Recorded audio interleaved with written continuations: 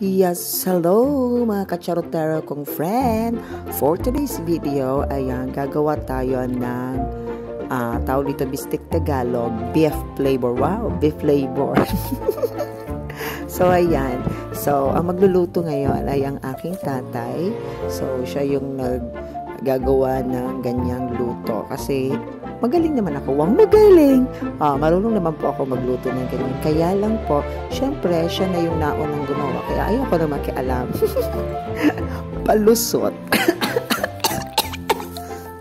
Excuse me po. So, ayan, marinate muna natin yung beef natin, yung baka natin sa toyo.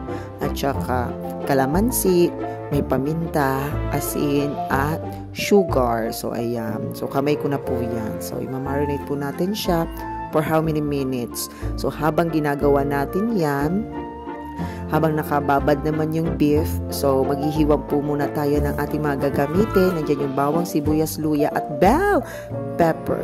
And after that, ilalagay na natin siya sa pressure cooker para po mas lumambot po yung baka natin. So, ayan. Ito na po yung mga sahog natin. Ayan, meron tayong garban sauce at saka bell pepper para mas malasa yung ating Bistek Tagalog beef flavor.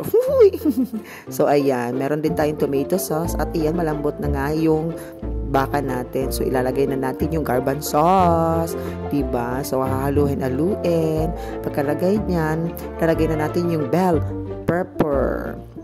Yan. Para mas mabango yung ating niluluto. At saka, ilalagay na natin ang Filipino style tomato sauce. Ayan. So, yan po ang ginagamit namin para sa aming beef. Ayan. Yan po ang kasi ang paborito dito sa amin. Palagi yan ang kinakain namin. Wow, palaging kinakain. Oh, mayaman. Hindi po. Pag may pera lang po kami nagbi-beef. So, halu-haluin lang natin yan. At syempre, titikman natin kung tama na ba yung timpla ng ating Bistek Tagalog with beef flavor. Babush!